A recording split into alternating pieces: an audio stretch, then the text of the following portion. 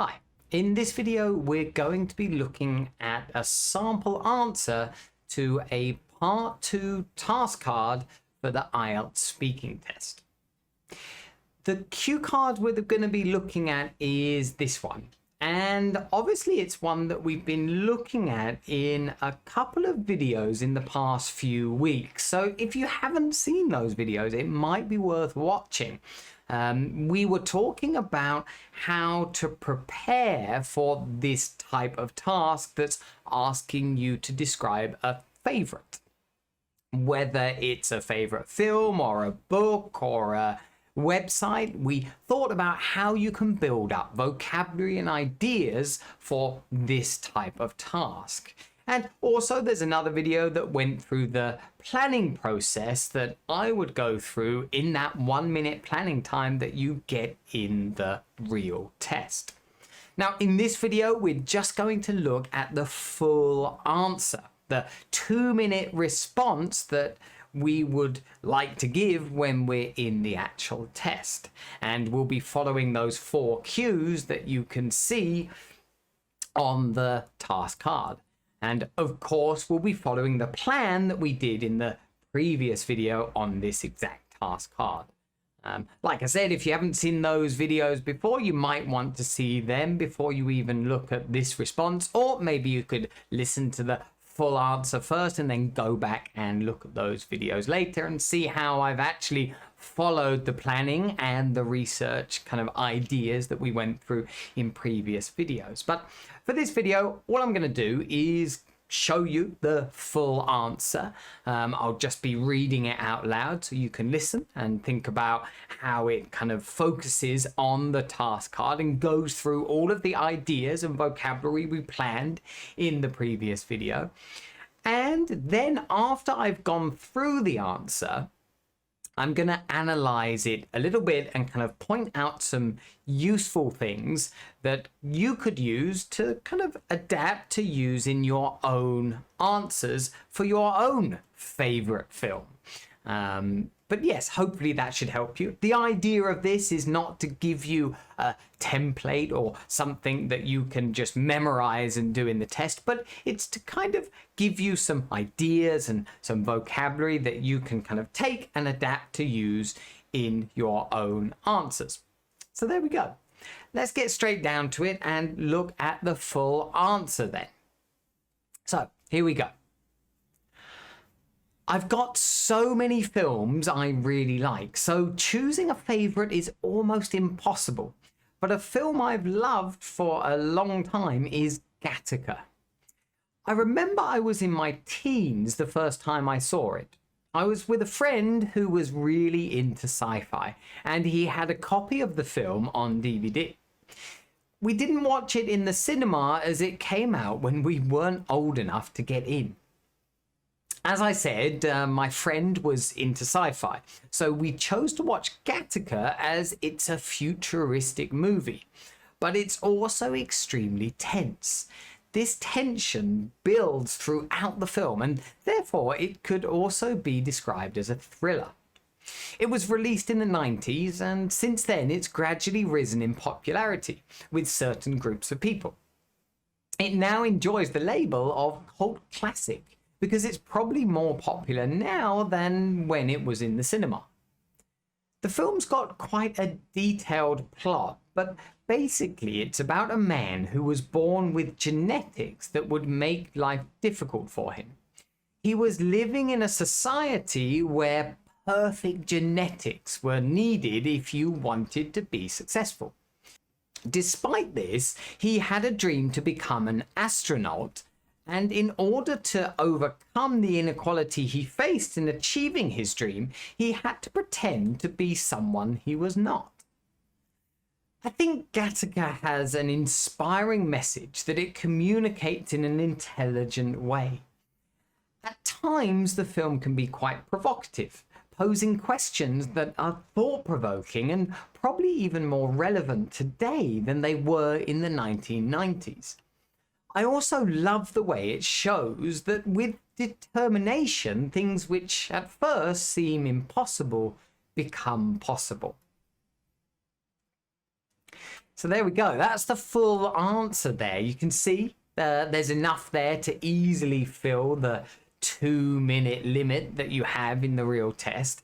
And hopefully you can also see there how we kind of went through each of those cues that you're given on the cue card. Of course, the first one was when and where you saw it, and we went into detail on that. And then we went on to look at the second cue, what type of film it was, and then the third, what the film was about, and finally, why it's my favorite film. And we went through those cues one by one, fully expanding on each one before we went on to the next one. This is something that students often forget to do. Maybe they kind of rush through some of the cues because they're quite nervous, and they get to the final cue way before they should be getting to it, and then they'll finish speaking way before the 2-minute limit that they have. And this is something you really don't want to do. You want to fill that 2 minutes so you can show the examiner as much as you can.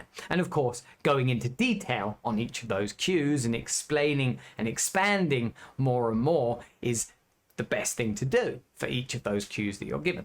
You can see we did that with this task. There was also some good descriptive language in that response, some really nice use of adjectives and some kind of more idiomatic language that we're using there. And also we showed off a good level of grammar. What we can do now is just go through each of the sentences of the response, and I can point out a couple of things that were, well, that I think would be useful to apply to your own responses. So let's have a quick look at it. We've started, of course, by introducing the topic. And you can see in this first sentence, we've said, you know, it's difficult to choose a favourite film. I've got so many films I really like, so choosing a favourite is almost impossible.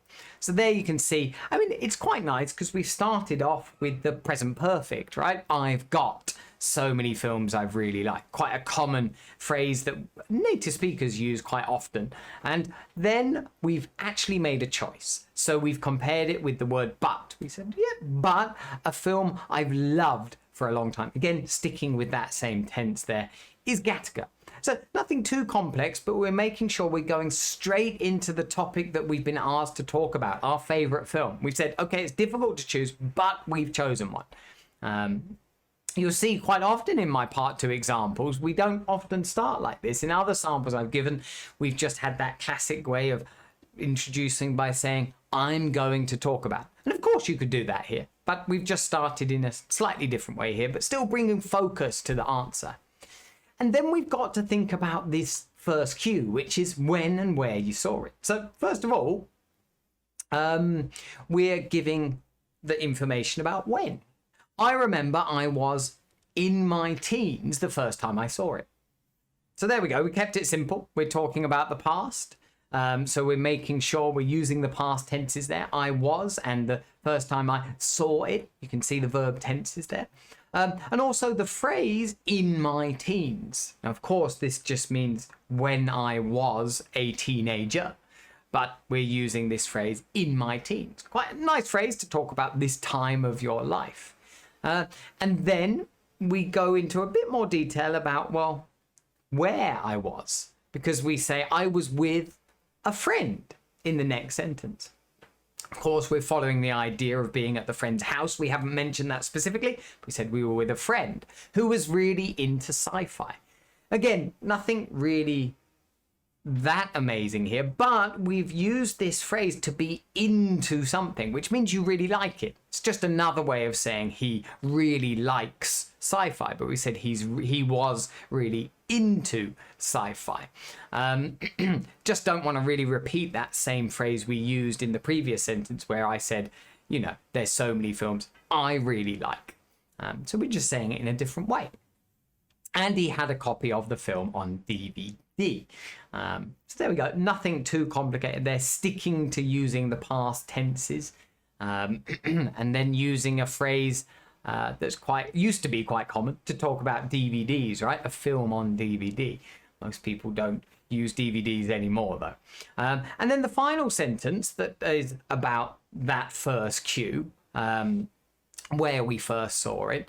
Again, we're just giving a bit of extra detail there. We didn't watch it in the cinema. We're kind of just saying where we didn't watch it, right? Going into a bit more detail, expanding a bit more. And I give a reason for that. As it came out, well, it was released. The film came out. We talked about this in the planning video that we made before.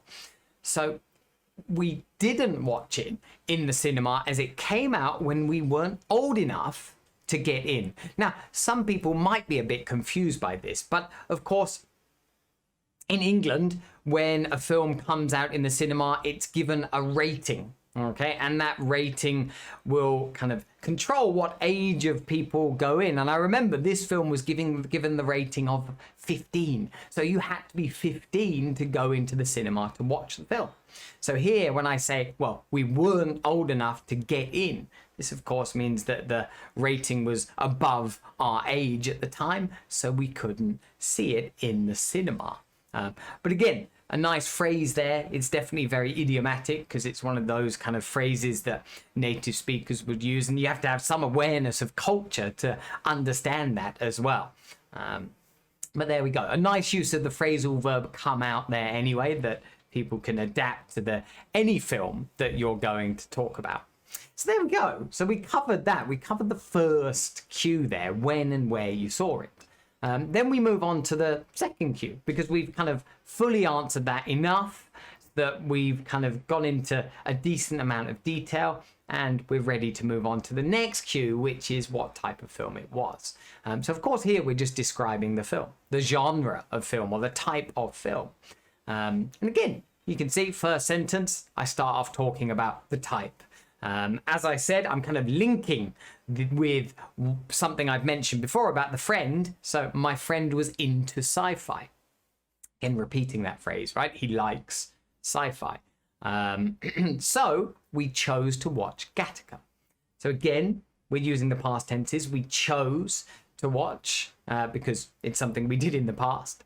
Gattaca, as it's a futuristic movie. So another adjective there to describe the film, right? To show that I understand the idea of sci-fi, science fiction. These films will be futuristic. So a nice adjective there to describe the film. We've also used the word movie there, notice, because we've already said the word film a couple of times. Why not use a synonym of that? And we can do that, movie. But it's also extremely tense. So again, we're using more adjectives to describe the type of film. It's tense. We've used the adverb there, right? Extremely, meaning, well, very, very tense. Then we've linked that with the next sentence where we explain this in a bit more detail because, okay, we said it's a sci-fi, it's futuristic, but also it's tense. Then we've referred to that in the next sentence. So we're connecting our ideas. This is a nice way of building cohesion between sentences. This tension. So we've used the noun form of tense, tension, and we've referred to it with a pronoun. This tension builds throughout the film. Shows a nice collocation there, to build tension, or tension builds. It's a nice collocation between the verb and the noun throughout the film, like during the whole film, throughout the film, and therefore it could also be described as a thriller. Okay, so you'll notice here I'm actually referring to the film using the present tenses. Okay, and a lot of these kind of sentences that we're using here, we're talking about the film now because the film still exists and it's okay to do that. We're just showing a bit of variety. But then if we move to the next sentence where we're going into more detail about what type of film it was, and we're just describing the film a bit more, going into more detail, the next sentence begins, it was released in the 90s. So of course we're describing the fact that it's a bit of an older film here, right? We're using the past tenses because we're talking about when it came out or when it was released. And we're using this phrase, in the 90s. Again, a nice kind of way to talk about different decades, spaces of 10 years. The 90s was from 1990 to 1999, this space of 10 years. And you can see there, that's a good way of talking about it. I think the exact year was something like 1996 or 1997. Anyway, it doesn't matter because it's this space of 10 years. And since then, it's gradually risen in popularity. So of course here you can see I'm using the present perfect because we're talking about the past until now. Okay, and now it's very popular. It's risen in popularity. Okay, we're using the noun here of popular with certain groups of people. So for some people it's become, or some groups of people, right, it's become very popular, especially with the kind of people who are very into these sci-fi movies. It was a very popular, and it's become more and more popular over time. And that's what I'm describing here.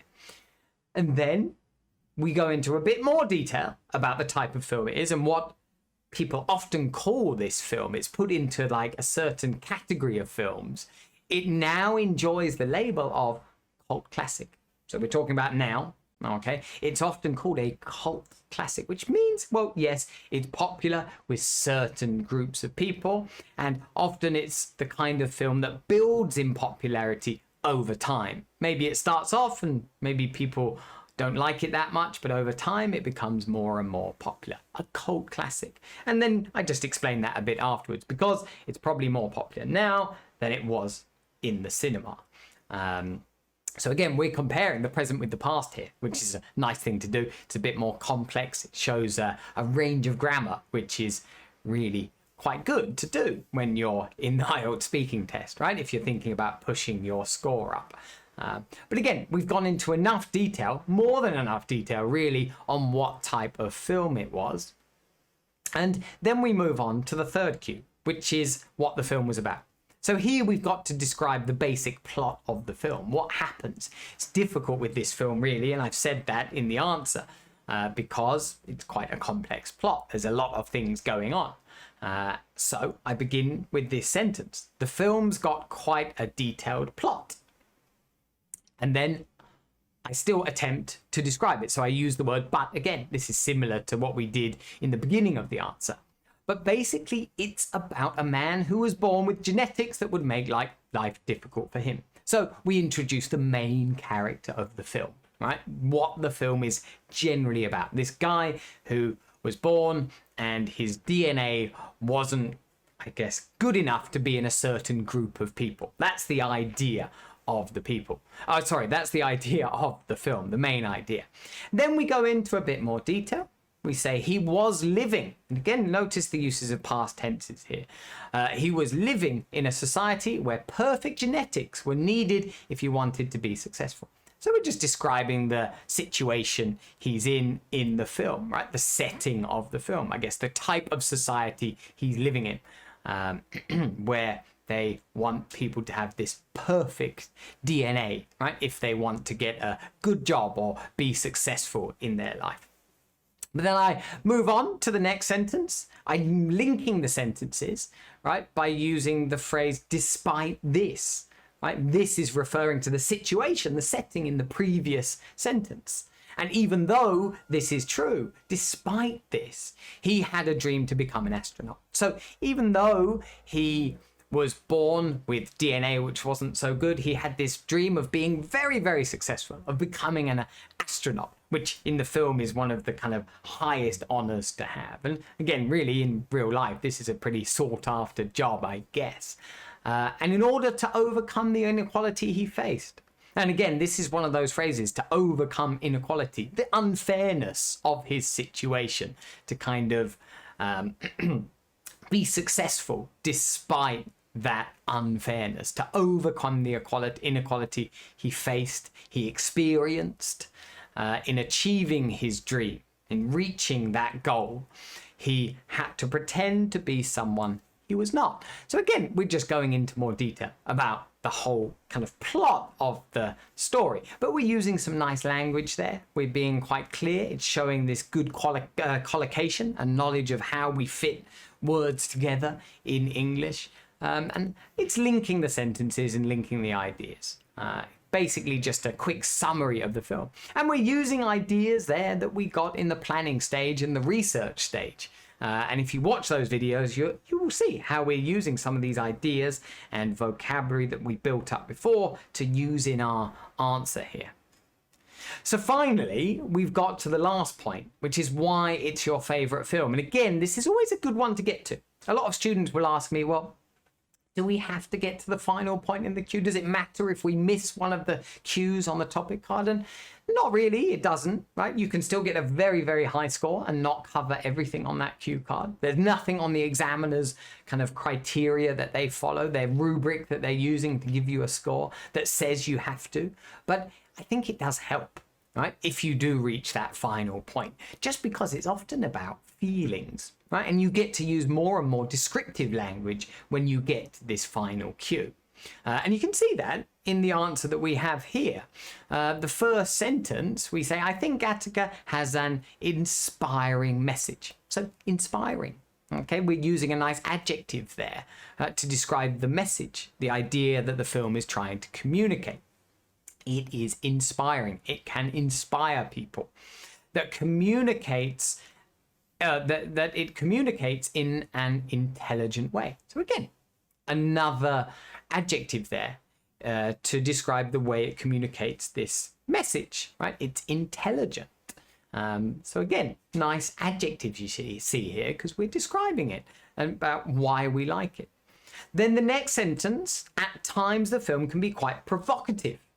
Well, a nice adjective there that we're using again to describe the film and type of film it is.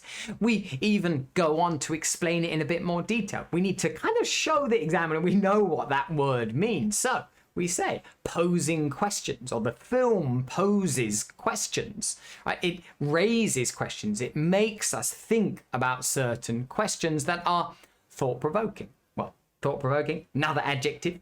It's describing the type of questions that make you think a lot about something. And these, well, Gattaca is certainly the type of film that does this. In fact, many sci-fi films often kind of raise these ethical questions about things that could happen in the future.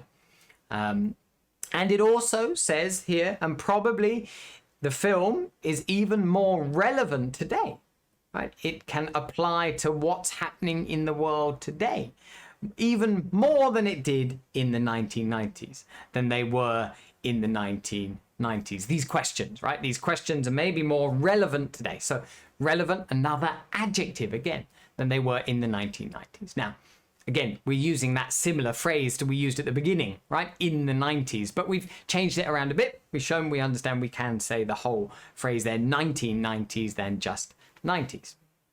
So we're finally finishing it off by having a final sentence that again shows why we like it.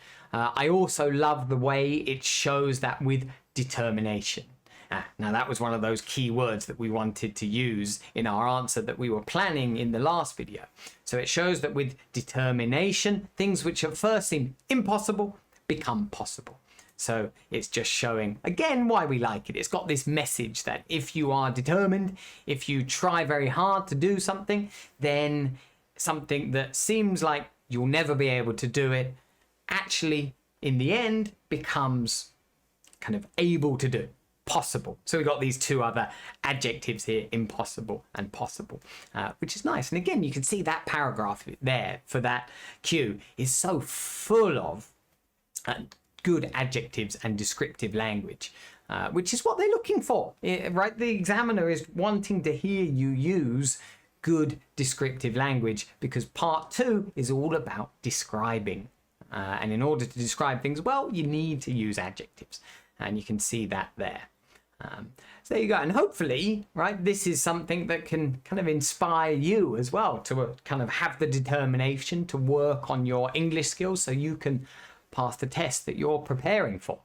But again, a good film, right? I chose it because it is really one of my favorite films, and it's worth a watch if you haven't seen it before. I'm sure it's on a streaming service, something I'm sure it's probably on Netflix or something like that. So if you do get time, give it a watch, and you can see it as a bit of listening practice as well. So I hope that was a useful sample answer for you. You can see there how we've approached a task like describing your favorite film. And again, some of those ideas you can apply to describing other favorites that you have, things that you like, things that you love, and explaining why you like them. But that has given you a nice full answer that would achieve a very high band score in the IELTS test.